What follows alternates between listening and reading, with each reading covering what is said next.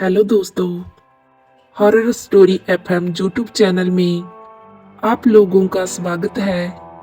अगर आपको भूत प्रेतों की सच्ची डरावनी कहानियां सुनना पसंद है तो जल्दी से मेरे इस चैनल को सब्सक्राइब कर लीजिए। हम हर रोज आपके लिए एक डरावनी कहानी लेकर आते हैं और आज फिर से हम लेकर आए हैं आपके लिए एक बहुत ही डरावनी कहानी। तो इसे खुद भी सुनिए और दूसरों के साथ भी शेयर कीजिए और मजा लीजिए इस सच्ची डरावनी कहानियों का। तो चलिए बढ़ते हैं आज की डरावनी कहानी की तरफ। हॉस्पिटल एक ऐसी जगह है जहां हम बीमारी के वक्त इलाज कराने के लिए जाते हैं कि डॉक्टर हमारी बीमारी का कोई ना कोई इलाज जरूर कर देंगे। लेकिन एक हॉस्पिटल किसी डॉक्टर के लिए भूतिया जगह बन सकता है।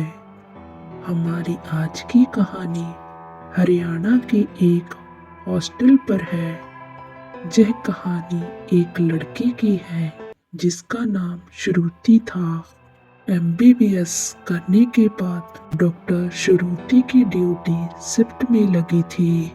जनवरी का महीना था और बहुत कड़कड़ाती ठंड पड़ रही थी।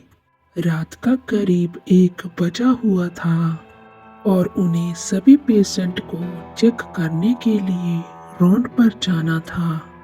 उन्होंने अपने साथ एक नर्स को लिया क्योंकि कुछ मरीजों की ड्रेस भी चेंज करनी थी। वो एक एक करके सभी मरीजों के पास जाकर उन्हें चेक करने लगी। लेकिन वो नर्स अनीता को उस हॉस्पिटल के कॉरिडोर 7 की रात के भूतिया घटनाओं के बारे में पता था। वो चुपचाप से डॉक्टर के पीछे जाने लगी। डॉक्टर श्रुति ने नर्स को एक पेशेंट की ड्रेस चेंज करने को कहा। जैसे ही अनीता उस पेशेंट की ड्रेस चेंज करने लगती है, उसे कॉरिडोर से किसी के रोने की आवाज आने लगी। तो डॉक्टर श्रुति ने नर्स से कहा कि पेशेंट तो वार्ड 1 से लेकर 5 तक ही है, तो 7 से रोने की आवाज क्यों आ रही है?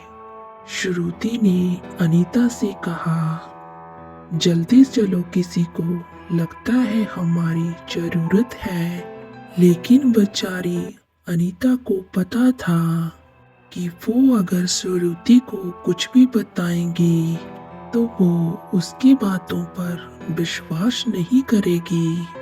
उसने हिम्मत करके डॉक्टर श्रुति को कॉरिडोर 7 के बारे में बताने की कोशिश की, पर जैसे ही वो कुछ बोलती, मैम वहां पर, और तभी डॉक्टर श्रुति ने उसको उसके पीछे आने को कहा और वो धीरे धीरे उस रोने वाली आवाज की ओर बढ़ने लगी।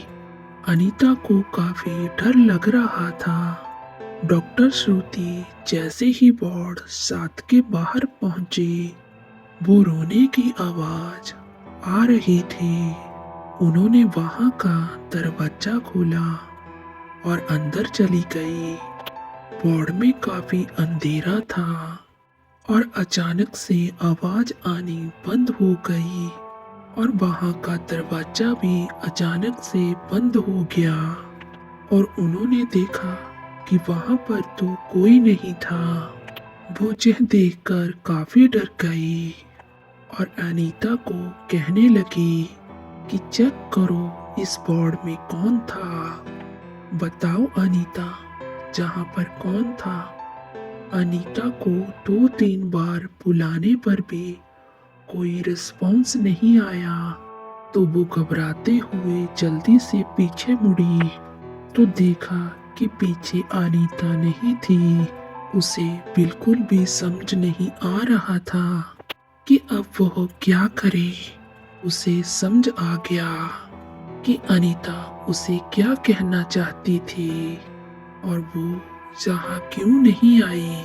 डॉक्टर श्रुति ने सोचा कि वो चुपचाप वहां से बाहर निकल जाए, लेकिन जैसे ही वो वहां से बाहर निकली, उस वार्ड की लाइट बंद हो गई और किसी के पायल की आवाज आने लगी, जैसे कि कोई उसके करीब आ रहा हो। और तभी डॉक्टर श्रुति जोर से चिल्लाई और वहां से भागने लगी। भागते भागते वो एक पेशेंट से मिली जो वॉशरूम जा रही थी। उसने कहा कि मेरे लिए ये हॉस्पिटल नया है, क्या आप मुझे बता सकती हैं सीढ़ियाँ कहाँ पर हैं।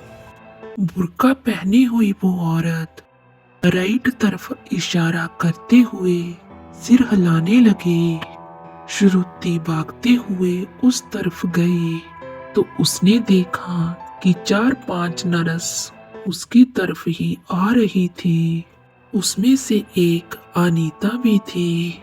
उसकी जान में जान आई और उसने अनीता से पूछा कि वो वार्ड नंबर 7 में मेरे साथ क्यों नहीं आई और वहां पर मेरे साथ ये क्या हो रहा था। नर्स डॉक्टर श्रुति को केबिन में लेकर गई। उसने उसे वहां पर बैठाया और पानी दिया और बताया कि आज से करीबन 2 साल पहले की बात है। एक अंबिका नाम की लड़की उस वार्ड में एडमिट हुई थी। उसके हेड में क्लोट था, जिसके कारण उसकी सर्जरी हुई थी और उस पर बहुत पैसे खर्च होने के कारण उसका पति और उसकी सास ऑपरेशन खत्म होते ही उसे बहुत ताने मारने लगे और उसे उसके पापा से पैसे मांगने के लिए कहने लगे। उसने अपने पापा से पैसे मांगने से मना कर दिया। उसके ऐसा करने पर उन्होंने सारी मशीनें बंद करवा दी, जिसके कारण उसकी मौत उसी वार्ड में हो गई थी। उस दिन से लेकर आज तक अंबिका की आत्मा अपने पति और सास से बदला लेने के लिए वहीं पर भटक रही है और अभी तक वो 4-5 लोगों की जान ले चुकी है और जिस पेशेंट ने आपकी जान बचाई वो भी उनमें से ही एक है, जो सबको अंबिका से बचाना चाहती है। ये सब जानकर श्रुति बहुत ज्यादा डर गई और उस दिन के बाद से डॉक्टर श्रुति ने कभी भी नाइट शिफ्ट नहीं की। तो दोस्तों, कैसी लगी आपको आज की कहानी? अगर आपको आज की कहानी अच्छी लगी तो प्लीज चैनल को सब्सक्राइब एंड वीडियो को लाइक जरूर करना। तो चलिए दोस्तों, कल मिलेंगे एक नई कहानी के साथ।